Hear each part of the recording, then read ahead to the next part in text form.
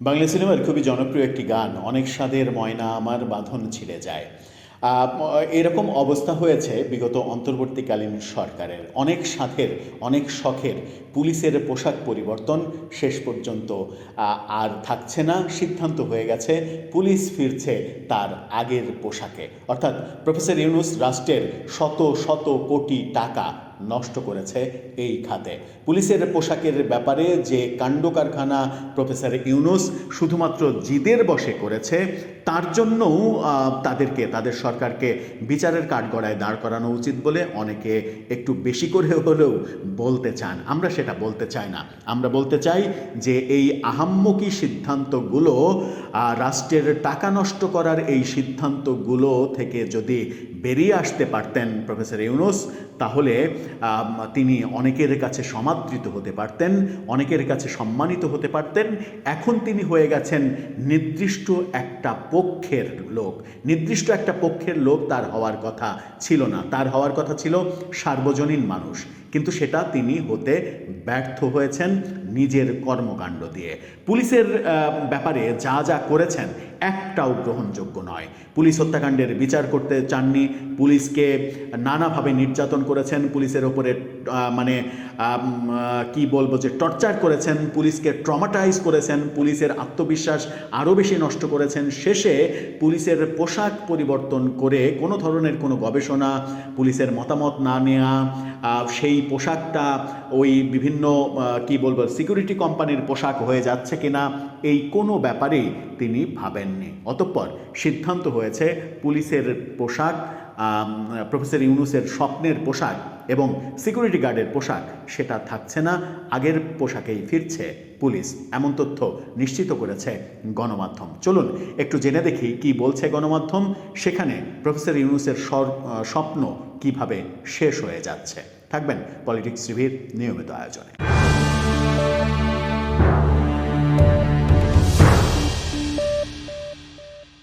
দর্শক, বলছিলাম গণমাধ্যম বলছে পুলিশের পোশাক আগেরটাই ফিরছে। এই খবর, এটা একটা বড় খবর। মানে অনেকের কাছে খবরটা ছোট মনে হতে পারে, কিন্তু এটা একটা সিম্বলিক খবর।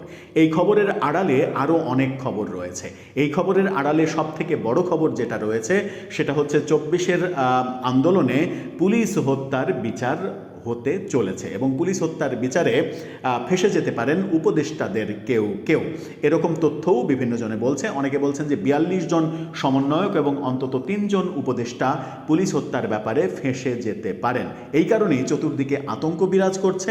এই কারণেই আমরা দেখছি যে যাদের মধ্যে আতঙ্ক তৈরি হয়েছে তারা তাদের ইফতার পার্টিতে স্বরাষ্ট্রমন্ত্রীকে প্রধান অতিথি করে স্বরাষ্ট্রমন্ত্রীকে একটু ম্যানেজ করার চেষ্টা করছেন যে এই তদন্তটা যেন না হয়, যেন যারা পুলিশ মেরেছে তাদের যেন বিচার না হয়। কিন্তু পুলিশ যে সদস্যরা যারা মারা গেছে তাদের প্রত্যেকের পরিবার আছে, শিশু আছে, সন্তান আছে, স্ত্রী আছে, বাবা মা সবাই আছে।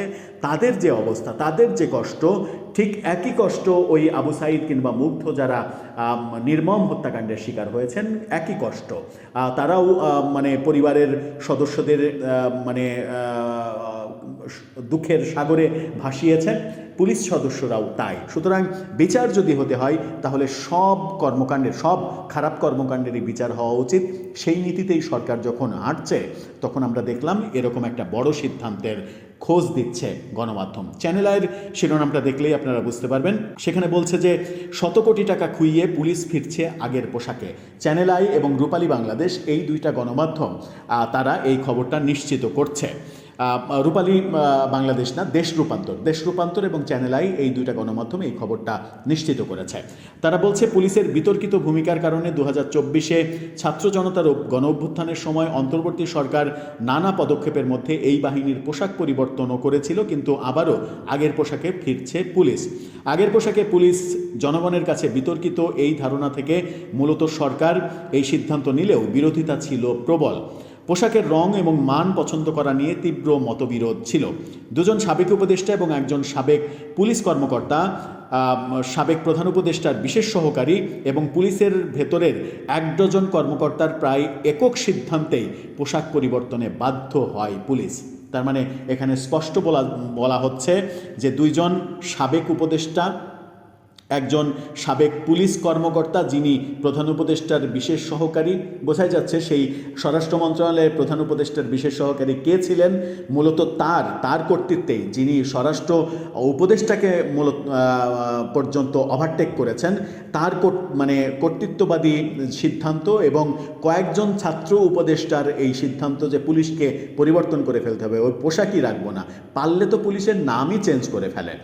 পুলিশের নাম চেঞ্জ করার আলোচনাও হয়েছে, পুলিশের নাম, র্যাবের নাম, র্যাবকে বিলুপ্ত করার ঘোষণাও দিয়েছিল অন্তর্বর্তীকালীন সরকার, কিন্তু ব্যাপারটা যে বুমেরাং হবে সেটা হয়তো তারা বোঝেননি। এক পর্যায়ে পুলিশের বিভিন্ন ইউনিটে এই পোশাক ব্যবহার করতে বাধ্য করা হয়। নতুন এই পোশাকের পেছনে অন্তত শত কোটি টাকা খরচ হয়েছে।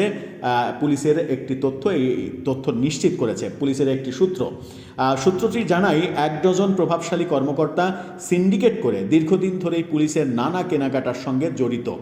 তারাই মূলত পছন্দের ঠিকাদারদেরকে দিয়ে পোশাক তৈরি করেছে, কাপড় কেনা সহ পোশাক তৈরি একটা নির্দিষ্ট পছন্দের ঠিকাদারকে দিয়ে করানো হয়েছে, যেন সেখান থেকে একটা বড় অঙ্কের টাকা পাওয়া যায়।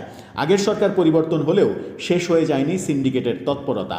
বিএনপি সরকার ক্ষমতায় আসার পর পুলিশে আবারও দাবি উঠেছে আগের পোশাক ফিরে পেতে।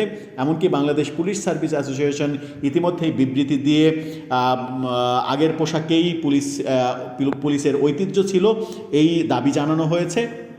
পাশাপাশি পুলিশ সদর দপ্তরও আলাদাভাবে বিশেষ বৈঠক করেছে এবং সেই সূত্রগুলো বলছে যে পুলিশের পোশাক পরিবর্তন হচ্ছে এবং পুলিশের পোশাক শেষ পর্যন্ত প্রফেসর ইউনূসের যে পরিবর্তন করার সিদ্ধান্ত, সেই পরিবর্তন করার সিদ্ধান্ত বাতিল হচ্ছে। পুলিশ ফিরছে আগের আকাশি নীল এবং সবুজ, হালকা সবুজ, যেটা মেট্রোপলিটন পুলিশ এবং তৃণমূল পুলিশ যে জেলা পুলিশ যে দুইটা পোশাক ব্যবহার করতেন, সেই পোশাকেই পুলিশ যাচ্ছে। এবং উল্লেখ্য যে এই পোশাক যে আগের পোশাক, সেই পোশাকটা কিন্তু বিএনপি সরকারের 2001 থেকে 2006 শাসন আমল যেটা ছিল, সেই সময়ে 2004 সালে সিদ্ধান্ত নিয়ে এই পোশাকটা পরিবর্তন করা। তখন পুলিশের ছিল খাকি পোশাক থেকে এই দুই ধরনের মেট্রোপলিটন এবং জেলা পুলিশের জন্য আলাদা পোশাক করা হয়। সুতরাং বিএনপি রাজনৈতিকভাবেও চাইবে তাদের নেওয়া সিদ্ধান্ত প্রফেসর ইউনূস যেভাবে একক সিদ্ধান্ত অনুসারে উল্টে দেওয়ার চেষ্টা করেছেন, সেই উল্টে দেওয়াটা থাকবে না। শুধু তাই নয়, আমরা দেখেছি যে বিএনপি সরকার ইতিমধ্যেই সিদ্ধান্ত নিয়েছে যে শেখ হাসিনা সরকারের আমলে বিডিআর যে বিজিবিতে পরিণত হলো, মূলত ওই পিলখানা হত্যাকাণ্ডের পরে সেই নামটাও পরিবর্তন হচ্ছে। বিডিআর নামে ফিরছে বাহিনী এবং বিডিআর এই বাহিনীর সঙ্গে মুক্তিযুদ্ধের যেহেতু একটা সম্পর্ক রয়েছে, বর্তমান প্রধানমন্ত্রী তারেক রহমানও চাইছেন মুক্তিযুদ্ধের ঐতিহ্যবাহী এই প্রতিষ্ঠান বিডিআর তার স্বনামেই ফিরুক। তার মানে দুইটা বড় সিদ্ধান্ত হচ্ছে এবং প্রফেসর ইউনূসের করা যে র্যাব বিলুপ্ত করার যে কমিশনের রিপোর্ট, সেটাও বাস্তবায়িত হচ্ছে না বলেই বিভিন্ন সূত্র বলছে। তার মানে এই ইঙ্গিতগুলো এটা বলে দেয় যে প্রফেসর ইউনূসের নেওয়া বিভিন্ন আইনি সিদ্ধান্ত প্রায় বেশিরভাগ, একেবারে যেগুলো হয়ে গেছে পরিবর্তন করা সম্ভব নয় সেগুলো ছাড়া প্রায় সবগুলোই সংসদে গিয়ে মুখ থুবড়ে পড়বে এবং প্রফেসর ইউনূসের 133টা অধ্যাদেশের 2-4টা অধ্যাদেশ বাদে সবগুলোই হয়ে যাবে বাতিল। দর্শক, আপনার ভাবনা এই ব্যাপারে জানিয়ে লিখতে পারেন আমাদের কমেন্ট বক্সে।